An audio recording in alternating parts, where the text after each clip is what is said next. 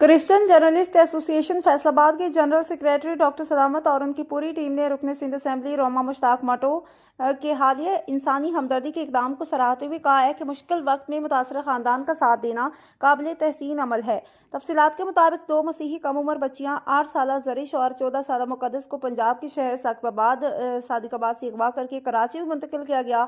बादशाह शीरी जनाह कॉलोनी में एक बच्ची लावारिस हालत में पाई गई, जहां उसके साथ ज्यादती की भी तस्दीक हुई। दोनों बच्चियां इस वक्त बूट बेसिन थाना कराची की तहवील में है।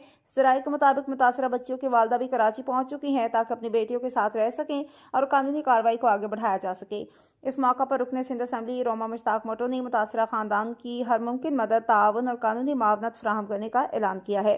डॉक्टर सलामत ने अपने बयान में कहा है कि हम नाकदीन से ये कहना चाहते हैं कि तनकीद ज़रूर करें, लेकिन जब कोई अच्छा काम करे तो उसकी खुलकर तारीफ भी करें।